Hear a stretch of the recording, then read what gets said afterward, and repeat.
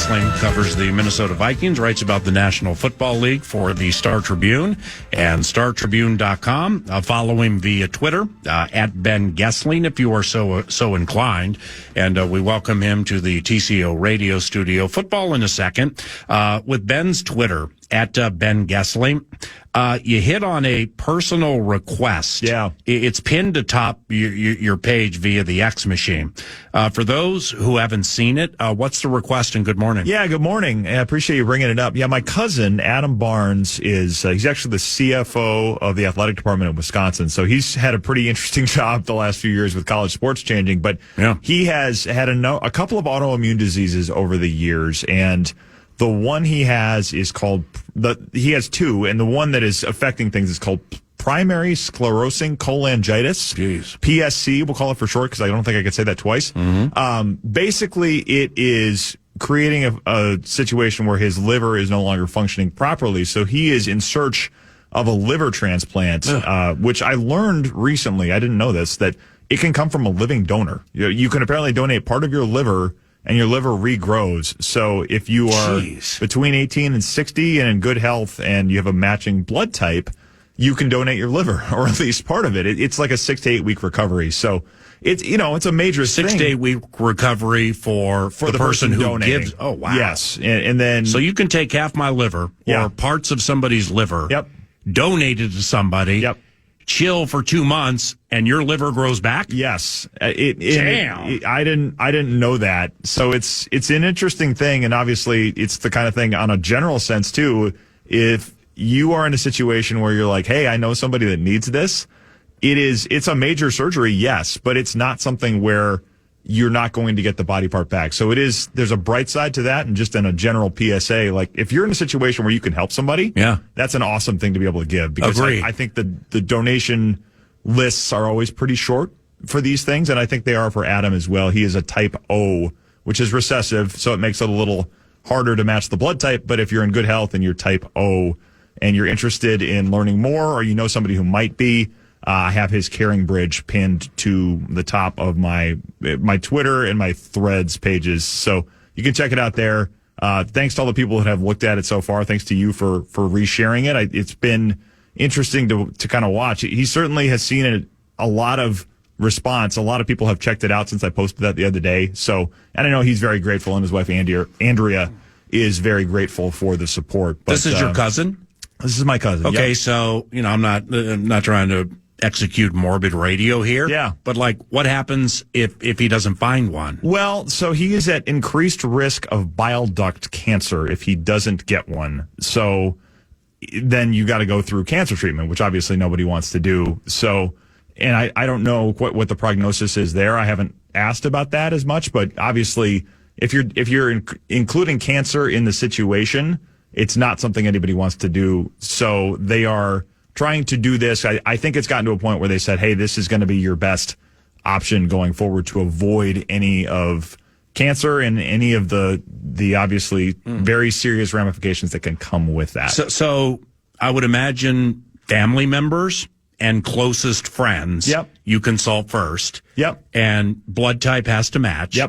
And then if you don't, I don't want to diminish this, but get any takers during that, well, then you got to open it up like you guys have now. So, I mean, is your cousin in dire straits at this moment? Well, I think they're still hopeful, and they're still, I think, I think his health is in decent shape, but this is something I think that they've said, hey, we need to probably have a list of people that are good options. I know a few people have been going through the process of getting tested, which apparently is a number of tests. I'm probably going to go get tested here myself just to see if I'm an option. But it is a longer process just to see if there is going to be a match, because you want to make sure that this has a good chance of working before you go down that road.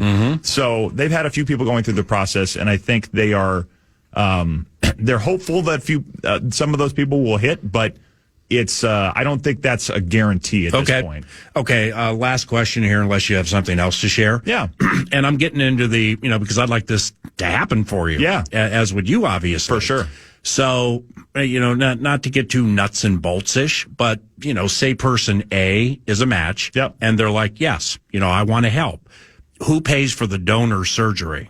That I couldn't tell you exactly. Okay. I don't mean to put you in a bad spot. I don't know. I mean, I don't know if insurance covers those things or what, but I think he's been going through the UW health system, obviously, because he's working for the University of Wisconsin. So I think there's links to some of that information on his Caring Bridge, but I don't have an answer to the insurance question completely at this point. All right. Well, I'll pray for him, and I know you probably have too. So best of luck, man. That's a unique and potential. There's serendipity here. Yeah. Potentially beautiful story with what comes out of it. Yeah. Awesome. All right, man. Franchise tag deadline today at 3:00. Nordo brought it up earlier during a truncated Vikes Bites.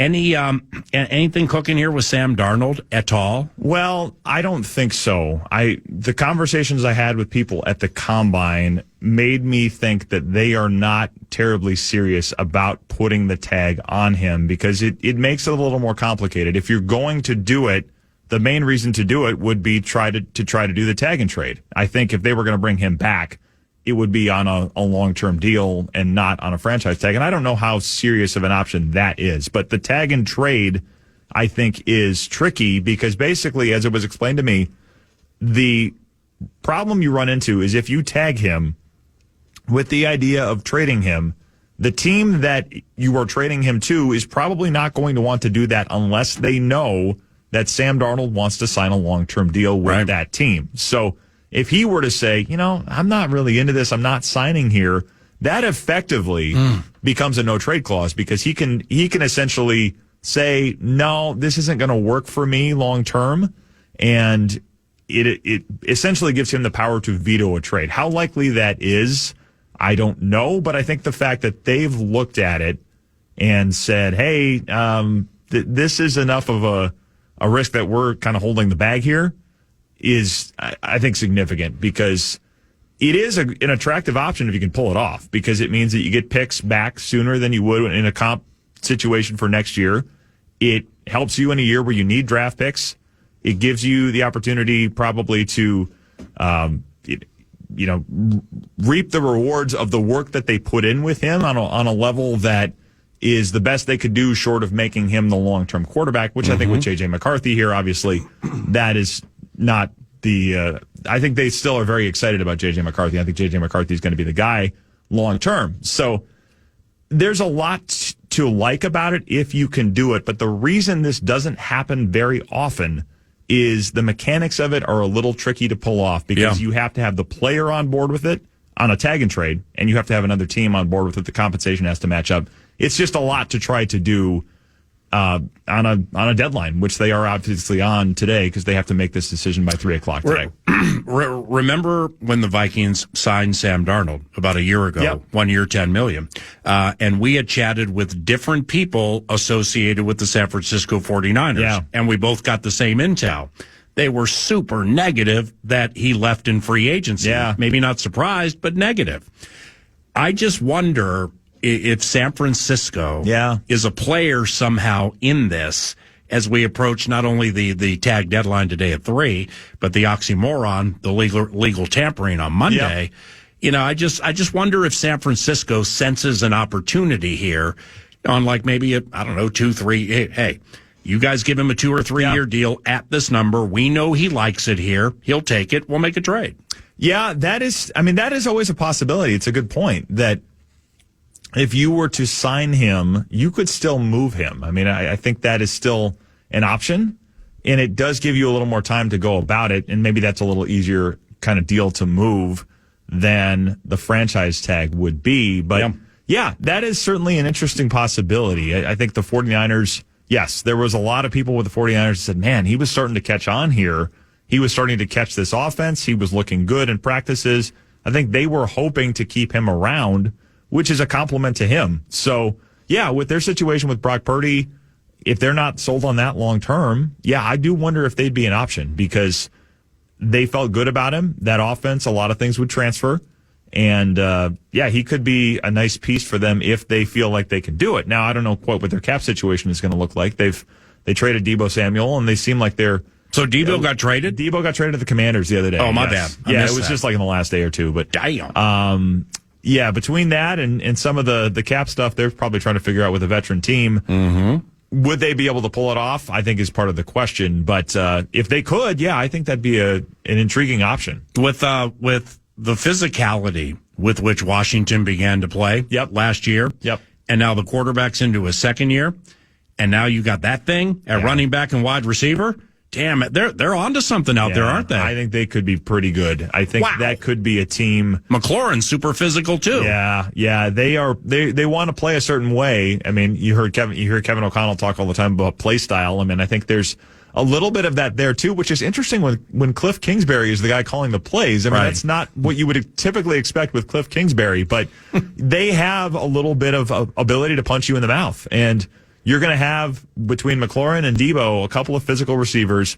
Yeah, the running back, and then you add Jaden Daniels to it. They are going to be a lot to deal with. And that defense isn't bad either. That division is going to be really interesting to watch because obviously the Eagles come back as the defending champs. They bring just about everybody back. Everybody's going to be excited about what they can do. But I think the Commanders in that division are going to be a factor. I mean, the fact that they won a playoff game and, won 2 playoff games, beat the Lions as the number 1 seed, they made a lot of noise. And I think it's very possible those 2 teams that played in the NFC title game are very much in the mix again next year. Any Byron Murphy Jr. steam? Just that they're very interested in re-signing him. Yeah. I think the fact that they moved the void date tells you that, and everything I heard at the Combine matches that. They certainly want him back. It's a priority to bring him back. They have to figure out, can this work financially? Yeah, but they have a lot of money to make that happen. So I think if they can pull it off, they definitely want to try to get it done. Nords? Hey, Ben, Monday is the legal tampering. I mean, we're expected to be active early and often in this, right? I mean, as Vikings fans, we're building it up with the cap space and all of that. We're going to be active from the jump, right, Ben? I would think so. I mean, they have $60-ish million to spend, which the last time that was the case, put it this way, it's been a decade at least since they had this kind of cap space. And when they did, I don't know that the cap was high enough that the dollar figure of what they had available would have been that much. This is, they have not been in this territory since basically Teddy Bridgewater's knee got injured and they got on the cycle with veteran quarterbacks for the last 9 or 10 years after that. So, yes, I would expect them to be active. They have a lot of needs. They don't have a lot of draft picks. So, but they were, pretty active early on last year when they signed all those guys when Kirk was moving to Atlanta. I would think we'd see something like that again this year. Come on. So, in addition to that, then, again, going back to when I was filling in for PA a couple of weeks ago, you were great kind of breaking down various levers that could be pulled in addition to that. Typically, when would we expect some of those things? Whether it's let's knock down this big number for TJ, let's do this with Brian O'Neill, et cetera. A lot of decisions for Kwesi to make, but typically when would we see that kind of stuff happening and maybe boost that free space number up even more? Well, I don't think it has to happen before the start of the league year. I mean, they're going to have enough money to do the business they want to do. I wouldn't be surprised if they get a few days into it and say, hey, we've got this other thing we want to do.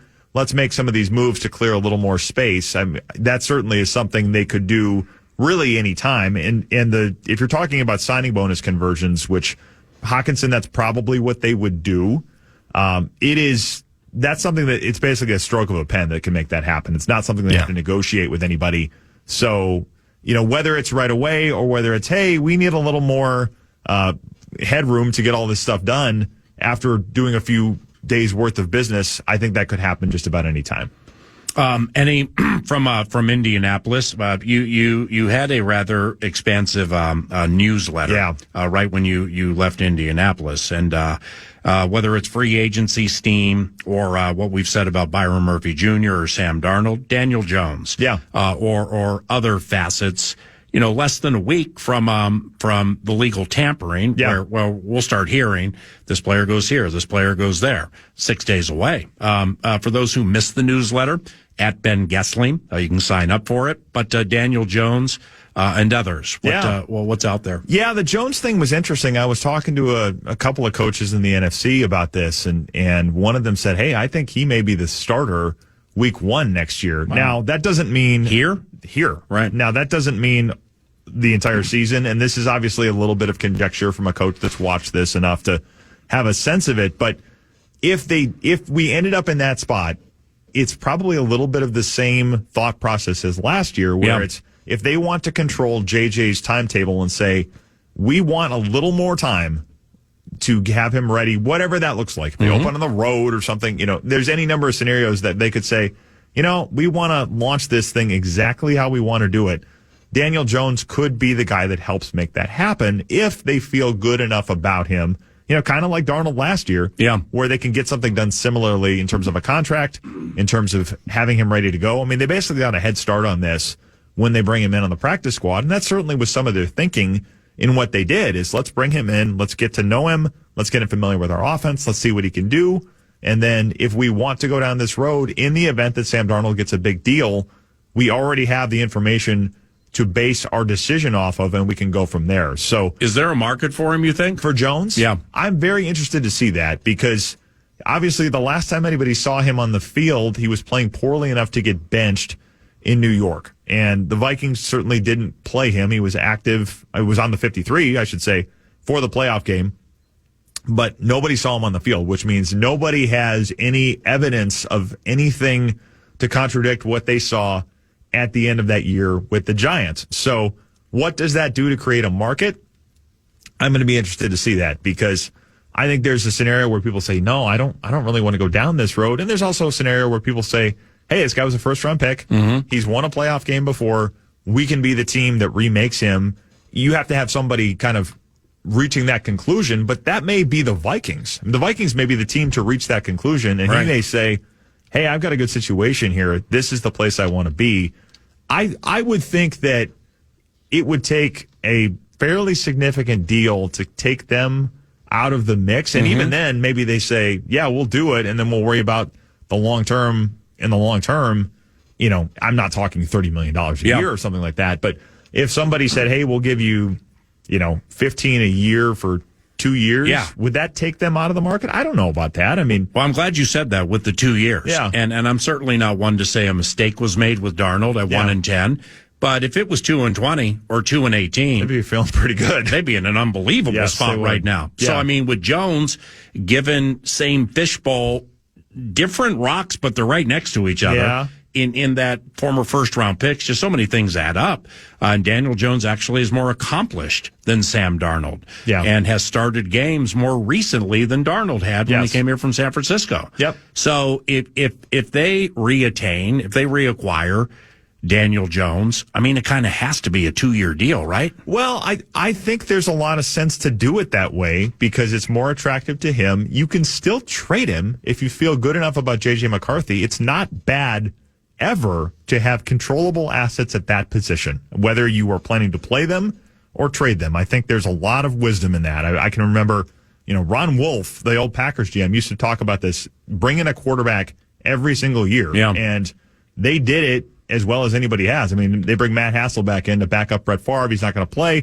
Trade him for the 10th pick in the draft, which I think they botched the pick. But the process of develop this guy and trade 100%. him is great. They drafted, they found their way to Taysom Hill. Yeah. And he was on the practice squad. Yes, he was. New Orleans was like, nah, man, bring him here. Yeah, I mean, they had Aaron Brooks, they had Mark Brunell, they had Kurt Warner. Wow.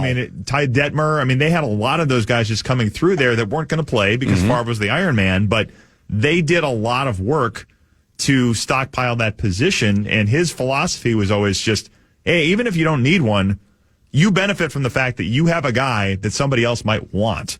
So, and if they are getting this reputation as this is kind of quarterback school around here, and being in the Kevin O'Connell system means that you are going to come out of here ready to go and ready to be an impactful player for somebody else, I think you could make the case for signing Daniel Jones for a couple of years and saying, best case scenario, we have 2 good ones and we can trade him and get something back. I think there's a lot of sense in doing that. Why they didn't do it with Darnold, I mean, markets may bear some of those things too, where they say we don't need to do it for 2 years because we're ready for JJ to go out there. I mean, we're ready for whoever the first round pick is going to be. Obviously, they signed Darnold in March. It becomes JJ later. But anyway, I think you could look at it and say, knowing what we know and knowing that our cap situation is what it is now, yeah, a 2-year deal wouldn't be the end of the world, I don't think. When you were chatting with people you trust, like you said, you chatted with some NFC coaches from other teams. Yep. if and or when chatting about Darnold. Yeah. What were any of the conversations, all of them or none of them, like, wow, holy cow, they did unbelievable work with him. What happened in that Lions game? Yeah, a little bit. I mean, I think everybody was kind of wondering what happened in those last couple of games, and I think there's a lot of things to dissect there. I didn't have a ton of those, people kind of saying that. It was more about what are they going to do with him, knowing that J.J. McCarthy is still coming through, and people feel good about J.J. I asked a couple of those coaches, kind of where they had him on the list, and the scouting reports were, kind of what we would expect and kind of where he ranked in that group. I think a lot of people had him, about where he was drafted, maybe 4th or 5th in that class, but that class is pretty loaded.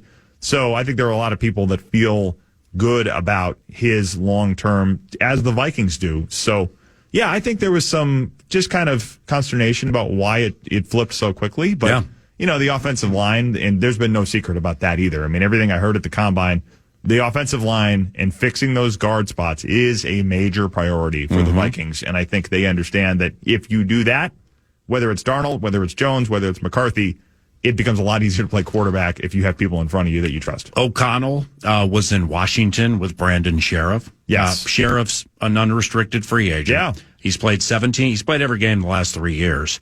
And, he's definitely in the second half of his career. Right. I think he's like 32. Yep. But that's, because I've talked to Kevin about Sheriff when they played Jacksonville or Washington. I can't remember what he said about him on or off the microphone. That's like that's a name that jumps out at me because they've chased Sheriff before here, before this regime, and he's had a wonderful career. Yep. And he's tough. He's a tough, galvanizing kind of guy, like a born leader. That name jumps out at me. What about you? Yeah, that's interesting. I mean, it's hard to go wrong with those Iowa linemen. I think that you look down the list, those guys typically come into the NFL and have long, successful careers because they play the game in a way that translates to the NFL. That's the way they teach that position at Iowa. And you see a lot of those guys come in and be successful as a result. And he's no different from a lot of the guys that have come through that school. So yeah, but I think it would make some sense. I mean, he's 32. You'd have to worry about that. He's been durable, though, like you said, and having a guy in that room that, whether it's for a year or two or whether they thought they could get longer. I mean, if he's 32, it's probably a year or two, but the leadership, the things that he could impart on younger players in terms of technique, how to take care of your body, all of that kind of stuff, I think there could be some upside to that. Nords. Yeah, Ben, jumping back to J.J. McCarthy momentarily, and maybe this is semantics and certainly subjective in some ways, but when you're thinking about bringing Daniel Jones back or even any conversations that exist or have existed with Sam Darnold, is it truly a competition? Is it competition in name only? The vibe and maybe the philosophy that it is, if we have Daniel Jones here, like you said, it'd be nice to have two good ones, but in the end, this is J.J. McCarthy moving forward, and then anything else after that is the 1A/B. Where's your head at on all that? Yeah, I mean, it's a little hard to say that definitively, just not having seen him on the field. I will say they feel good about where his health is at. His rehab from the knee injury, I think, has gone well.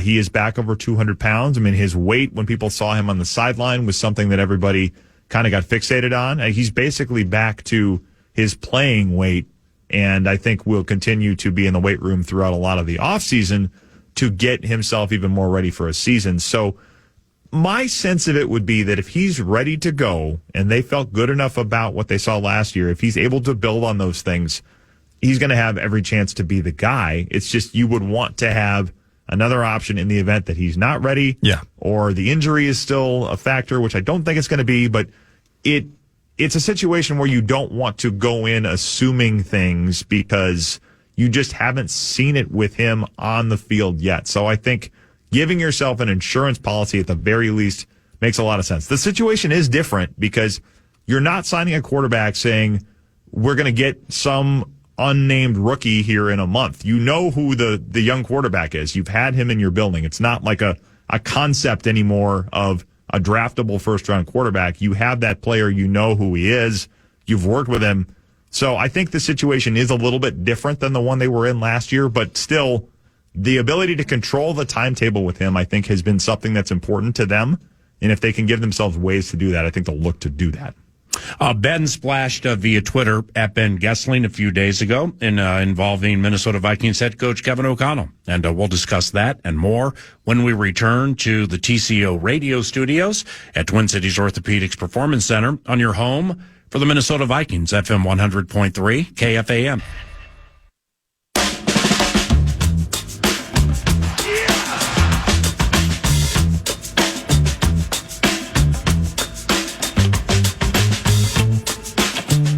All right, so Ben Goessling reported Kevin O'Connell's extension runs through 2029. That's a whopper, isn't it? Yeah. I apologize. Go ahead. No worries. Yeah, it certainly is. I mean, he certainly has earned that deal, and they made a pretty strong commitment. And talking to the Wilfs at the end of the season, they said they were going to go get something done.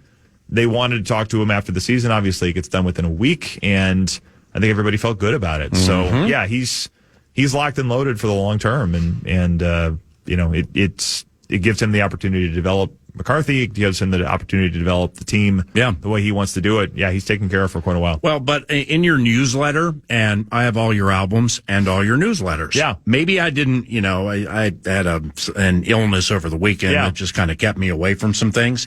So maybe I didn't read this the right way. But how is Kevin? It's important to Kevin to take care of his coaches, now that clearly he's been taken care of. And the names mentioned, I believe, offensive coordinator Wes Phillips, defensive coordinator Brian Flores, deal set to be up end of the 2025 season. Brian certainly could flirt with head coaching jobs again. Wes calling plays during the preseason. He's out there with his press conferences and stuff like all offensive coordinators are. So maybe in a roundabout way, they're trying to set Wes up to become an offensive coordinator in a different capacity with a different team, where he's calling the plays. And he had an opportunity to go to the Chargers a couple of years ago that he turned down. Wow. So he's had some of that interest, yes. Okay. So, but that is important to Kevin, isn't it? Yeah, it is. That's awesome. I think a lot of it is I want my coaching staff to be taken care of. I want people to feel good about being here long term, being well compensated. I think there's been a lot of those discussions, and I think there's an effort to do that. So I would expect we will see deals, and this is in the newsletter. I wouldn't be surprised if we see new deals for Phillips and or Flores this spring, so that they're not kind of going into that lame duck year. A lot of those things, when you're trying to get them done, you just don't want coaches having to worry about that when they get towards the season. So yeah, I would expect that stuff gets taken care of this offseason. What do we or what do you know about Jordan Traylor? The new assistant quarterbacks coach, also assistant offensive coordinator, came here from New Orleans. Yeah, he is the new, I don't know if he's Grant Udinski in every sense of the word. I don't know that we're going to see him going off backpacking for 5 or 10 days during the summer. In fact, maybe swimming with sharks and trying to rub them below their mouths to render them catatonic. Yeah, maybe I would not be surprised if Kevin O'Connell said in his interviews, hey, do you have any death-defying hobbies that we need to know about before we do this? He was in New Orleans, I think, for the last 6 years. He was in the scouting department. He worked on the defensive side of the ball and has been on an offensive capacity the last couple of years. So very much that kind of same role that Grant Udinski was in, assistant OC, assistant QB coach. They like this idea of more coaches because they like as much one-on-one instruction as they can get, especially with the quarterbacks, because you have O'Connell, you have Wes Phillips, who was a quarterback in college, Chris O'Hara still in the building, Josh McCown, obviously, and then you add Jordan Traylor to the mix. You have a lot of coaches that can be working on the side with a lot of different people, so that when you do something like bring in Daniel Jones, you have enough coaches to give a lot of very detailed, very individualized instruction, and that's one of the things that when he has this many coaches, they are trying to do. So I think Traylor is going to get every opportunity to do a lot of those things. McCarthy and Udinski had a very, very good relationship. And I wrote about this, obviously, in that story. Udinski would get the 11:30 p.m. phone call from McCarthy about, hey, on this third down, if they blitz off the side, off the weak side, where do you want me to go with the ball? And those calls initially would go to Wes Phillips, and he would just write back, text Grant, he's probably up. So a lot of those conversations happened in training camp, and I think they continued throughout the year. So McCarthy was very, very high on Udinski. And in that sense, I think Traylor's going to play an important role because he'll probably get to do some of those same things. And developing that relationship with JJ, I'm sure, is going to be very high on his early to-do list. If you were to ride your discernment with what you've seen, not only locally, but in covering the NFL. Yeah. Would you deem J.J. McCarthy a can't miss? Get the weight right, get the physicality right. Yeah. Full off season, to prep him with the plays and everything. Would you deem him can't miss, or is that too lofty? I think that's really hard to say. It's just, I think you see enough people miss at the quarterback position for one reason or another. I mean, Trevor Lawrence has become a reclamation project that Grant Udinski now gets to inherit. Wow. I mean, Trevor Lawrence was a guy that everybody said, hey, this is as no doubt, lead pipe lock, number one blue chip prospect as you're going to get at this position. And you're sitting here talking about him saying, wow, hey, this is kind of now or never for him. So it's hard to say that. I will say that with McCarthy, I mean, he has won at every level. And I remember Kwesi talked about this last year. He got on his Zoom interview, and he had, between his high school and his college rings, he had like 4 on his fingers already. So he knows how to win. He knows how to rally people around him to his cause. He has an arm. He has mobility. He's smart. He understands how to break down defenses. I think we saw progress with a lot of the throwing, kind of those layered throws, fitting it over a linebacker, hitting a guy on an in-breaker, in the second level of the defense. That was the stuff they wanted to see him work on, and I think he made a lot of progress there. I think there's every reason to believe he's got a very, very high ceiling in this job, but it's a really, really difficult job. So it's hard to say can't miss. It's hard to be that certain about it, but I think a lot of the traits to be that type of a quarterback are there. Back to O'Connell for a second. He received an A+ grade from the players in last week's NFLPA report. What were some things they liked? Do you remember? Yeah, I mean, one of the things that was interesting, they talk a lot about, kind of developing players, and then the idea of, are they being efficient with their time? And I think he did well in a lot of those things. I mean, the thing players talk about with him is they understand that he cares. They understand that he cares about them on levels that are not just, what can you do for me on a Sunday? I think he's, you hear players talk about how honest he is with them and how willing he is to have a conversation about, I know that you want these things for yourself and your family, whether it's contracts. I mean, you hear a lot about when guys are in contract negotiations, Kevin O'Connell is talking to them, and he's able to do it from the perspective of a player because he's been a player. I think a lot of those things go into those conversations, understanding, hey, I know you want to get this deal done, and we're going to do the best we can for you so that you can set your family up. I mean, all of those things are obviously important to players. They've been important to Kevin O'Connell throughout his career, and I think there's an understanding of those things and just, hey, here's how we can work towards that point. And the other thing that comes up a lot is he talks a lot about the why of why they do things. We are throwing the ball here on this play because we are trying to expose this layer of coverage, or this play is going in this part of the game plan because we want to see the defense, what they're going to do in this situation so we can build off of it for later. So the ability to teach and the ability to help players understand the whole system from a level that's beyond just what they do, I think is something that comes up with him a lot too. And I think players feel like that makes them more capable and more in command of what they're doing on a Sunday. We'll close with football, but time for 2 more. Outside of football, and I saw this at Ben Goessling via Twitter. What's happening with high school hockey that has you all up in your feelings? You're up in your feelings on the X machine. Yeah, I have been lately, seriously. So Chip Scoggins did this story over the weekend, which was a really interesting package about the number of probably first and second ring suburbs that are having to co-op in hockey now because they just can't field the team the same way that they used to. And he talked a lot about Bloomington Kennedy and Bloomington Jefferson are doing this now. That's astounding. Bloomington Jefferson is one of the dominant programs in the history of the state. It's hockey immortality. Yes, it is. And the same thing has happened for a couple of years. At my alma mater, Apple Valley, they co-op with Burnsville now. And people that go back, those two teams were powerhouses and massive rivals in the 80s and 90s, and probably even a little bit into the 2000s when Apple Valley had David Fisher and Kyle Medvec, and Burnsville had a couple of state tournament teams. The fact that those teams are co-oping, it's because the schools have changed to the degree that it just looks different. You have a lot of. What do you mean? Well, there's a lot of fewer are going out for hockey. Fewer are going out for hockey. Yes, really? Because in the state of hockey. Yes, and some of it is because the population of those schools looks quite a bit different. There are a lot of East African kids in both of those schools that come to Minnesota as refugees a lot of times, and it's.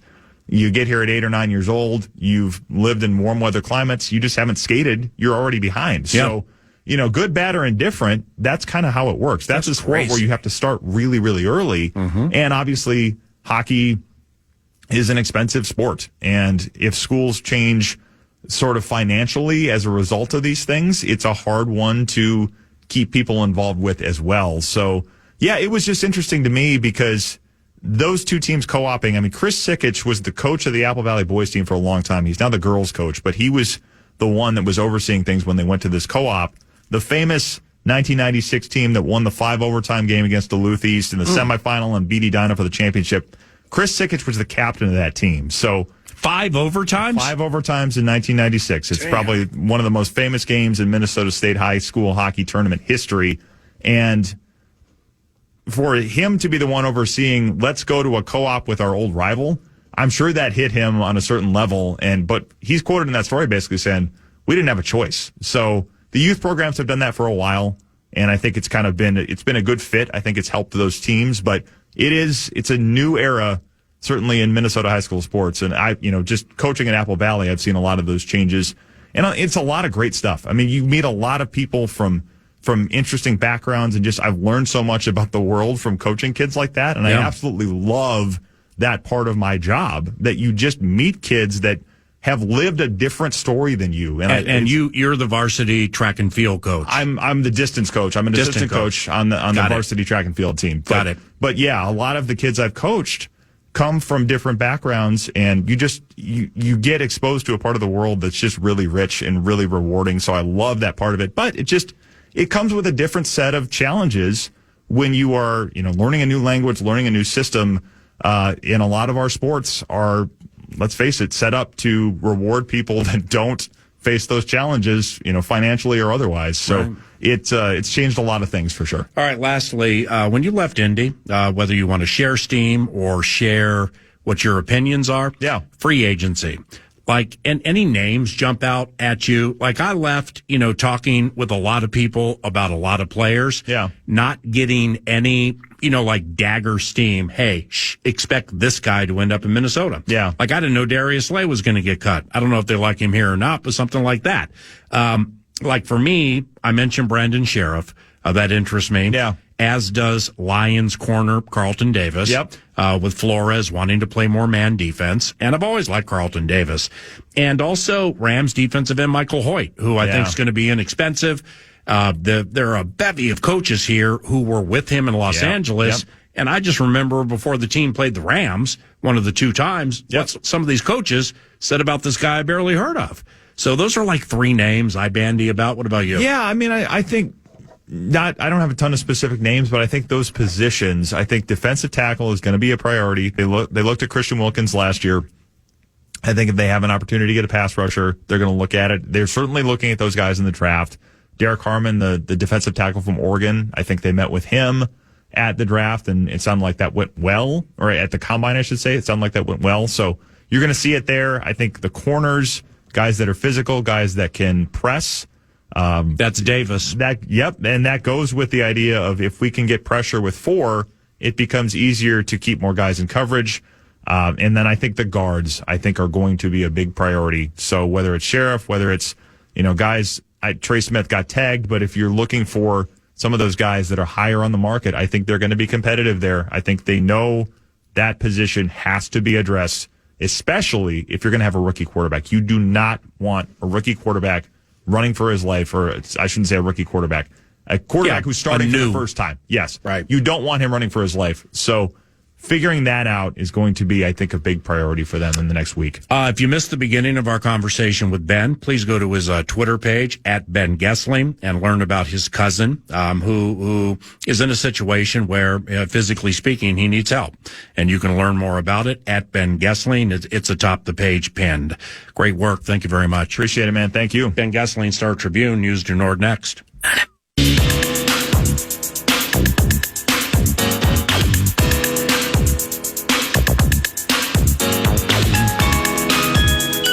Welcome back, 9 to noon. News to Nord is brought to you by The Casino at Canterbury Park, CanterburyPark.com. And it's feeling the felt, right? It's poker, blackjack, and table games all year round. And live racing starting just a couple of months from now. So looking forward to that. Website, best place to start is CanterburyPark.com. Minnesota Timberwolves the other night. Edwards takes a run on Beal off the Randall screen. Pops on the three and seals the win. Anthony Edwards, a 40-point game here in the desert. And the Wolves lead by 14 with 2 minutes left to play. The Timberwolves housing the Phoenix Suns. And tonight they are hosting Quentin Grimes and the Philadelphia 76ers. PA, you had the head coach, Chris Finch, on to open the show. If you missed it, you'll get to hear it later on during the final hour. Awesome conversation. It's nice that the coach is carving out time to join PA on mostly a weekly basis. But the idea of Anthony Edwards post-suspension, drops 44, loved seeing him go perfect at the line. But then you can pair that, okay, how's Ant going to react to the suspension? What's next for him? We'll get to see that against the Sixers this evening. But then Julius Randle returning as well. All of that, put a bow on it with 8 triples for Mr. DiVincenzo. And you have a team that still needs Rudy back, but is getting healthier. And for a night, maybe I'm making mountains out of molehills here. I loved what I saw. Now I just need to see that against the Sixers and moving forward. Your thoughts, PA, on the howl from the weekend and moving forward? Couple of things. Riding a vibe here on Edwards. After chatting with Finch this morning, I really, really liked what he said about the time he spent just with Anthony, talking about what has transpired, what's happening right now. You are in Salt Lake City, and you can't play tonight. You got to watch the game in your hotel room. And I just got the feel that kind of stung Anthony a little bit. So, like, when all this went down, you and I were chatting last week, and I'm like, holy cow. I mean, if he gets 2 more, he's suspended 2 games. Then he gets 2 more, suspended another 2 games. I'm of the belief, I don't think he's going to get one the rest of the year. I really think he and they have a handle on this, given not only the suspension, but then he had to watch the team lose a game. He absolutely knows they would have won if he played. Yeah. So I think that hit Anthony hard. In fact, I know it did. So, yeah, I mean, if it's like, if there were a wagering line, Edwards, technical, final 20 games or whatever, minus 450, I'm on the no. I don't think he's going to get one the rest of the way. Now, Philly here tonight and Charlotte at Charlotte tomorrow. So Philly's on a back-to-back. Looked awful last night. Got crushed at home by Portland. Paul George and Kelly Oubre did not play. Oubre missed because of an illness. So I got the feeling from Finchy that Oubre and or George will play this evening. Tyrese Maxey is a very, very accomplished, slithery, offensive-minded player who can be a problem. And, when I asked Chris, and you'll hear this back shortly, about the players understanding the magnitude of where they are in the standings, 3 of them tied right around like 6, 7, 8, 7, 8, 9, and avoiding the play-in, I loved his answer. So you'll hear all of that back around the corner. Sixers here tonight, at Charlotte tomorrow, at Miami on Friday, San Antonio here Sunday. A bit of perspective, NBA focused here. You think about this trade, Karl Anthony Towns goes to the Knicks, and the break-in period here of getting everything to mesh combined with some injuries has been nothing short of hair pulling out, frustrating throughout this season. Now, you're a Wolves fan. You get to the conference title game, you think you created a standard. Now we got to see if they can do it again. The Western Conference is muddy. But PA, I don't know if you saw this. This may have been while you were chatting with Goessling. Breaking news, Kyrie Irving has torn his ACL and is out for the year for the Dallas Mavericks. So yeah, he played like 7 or 9 minutes last night. Yep. So I figured something happened, but I didn't know what it was. Yeah, he left the game. The report was sprained knee. He couldn't walk off the court on his own. So it was nasty. And he has indeed torn his ACL. That's a sham Charania bomb that took place this within the last hour. So you think about a team that was in the NBA Finals, and they're kind of trying to figure out what is the best step forward with Luka and Kyrie manning that thing. You got Lively. You have Gafford. You love some of those pieces. PJ Washington, who's nursing his own ankle injury right now. He's set to be back soon, at least soon-ish. Yeah. So you think about the perspective from the Wolves side. You make a trade, you take a risk, and you're trying to feel that thing out. How about trading Luka, getting Anthony Davis, who might have had the best first half of his career in his debut for the Mavs before being lost indefinitely, and now the ACL to Kyrie. You don't have Luka. That is, and then your big men are still hurt. This is an implosion of implosions, and it's super sad. Even not being a Mavs fan, it's crazy. Yeah, the strength and conditioning leader for the Dallas Mavericks. I mean, I ain't pinning any of this on him, but it's like, okay, Luka's always out of shape. Luka always has these nagging injuries. Hey, who's the guy who runs that department? AD gets here, goes lights out in the first half. Well, then he gets hurt and they can't get him back soon enough. Hey, who runs that department? Something pops with Kyrie. Hey, who runs that? I mean, the strength and conditioning, like the training staff there, they're just taking hit after hit after hit. This is unbelievable. Dallas has become a complete non-factor. Yeah, they are a non-factor. They will continue falling down the charts, and that's just an awful season for Mavs fans. Hey, and you know what? Don't let me forget this. I might work on it today if I have time, likewise for you. But with Karl Anthony Towns, and this is not like going out of my way to try to find something negative about Karl Anthony Towns. This is real. Right. They're how am I going to put this? Either media or fans, they're negative on Cat for how he plays in big games. So it's like, you get Charlotte, you do this against Charlotte and Atlanta and the Brooklyn Nets and bottom feeder du jour, but then you got a big game against somebody and you disappear. So that's kind of floating around the Big Apple a little bit involving beloved Cat. Wow, I honestly, I had not seen that. I had seen some Tibbs terrorism recently. Did you see a video? He ended up being fine. He had to go back to the locker room. But he is absolutely, I mean, we're talking a 7-footer writhing and rolling in pain on the bench, gripping his knee. Knicks fans are thinking it's season over. Goes back to the locker room, ultimately comes out. But I guess Tibbs was like, get out there. Get back on the court to Karl Anthony Towns. And all the Spike Lee hardcores are like, are you out of your mind? So some Tibbs terrorism at Madison Square Garden as well. Last thing for you, just to the hockey, we're kind of setting this up for later in the week. Minnesota Wild are at the Kraken tonight. They got 2 on the road. It's a trip out west. They're in Seattle this evening. Later in the week, I think Friday, they'll be in Vancouver. But prior to Friday is a trade deadline, PA. So I know it sounds like we're going to get the chance to catch up with the coach maybe as soon as tomorrow. But with the trade deadline on Thursday, just kind of following Russo and looking through tea leaves. I know a lot of Wild fans are clamoring for the Brocks, right? Whether it's Brock Nelson from the Isles, it's Brock Besser in Vancouver. And, it sounds like Brock Nelson might be the more attainable one out of those two. But in the end, kind of the idea of this team getting better while they continue to nurse their own heavy injury list. Just something to watch here. But in the end, get 2 points. They're a playoff team, look pretty stable and comfortable as a playoff team, but they need to beat teams like the Kraken this evening, so we'll be watching that closely. Yeah, John Hines joins tomorrow at 11:40. John Hines, coach of the Wild, tomorrow 11:40, 9 to noon. I actually caught a little Wild-related steam while you were gone. Oh, sweet. And it involves the name Dylan Cousins. I'd heard the name, but I wasn't really familiar with him. But yeah, I caught a little of that steam and do some interviews last week. So that's the Cozens. Okay, it's not Kirk's distant cousin. Nope. Okay, it's a patented, mature 2-way player, things like that. Good with playoffs, scrappy, Bill Guerin kind of player. That was what was first and foremost to me, is that the person with whom I was chatting, setting something up, said this is a Bill Guerin favorite because he plays like Bill Guerin. So that resonated with me, and of course we went with it, and we'll see what happens up to the trade deadline and around the corner, 9 to noon.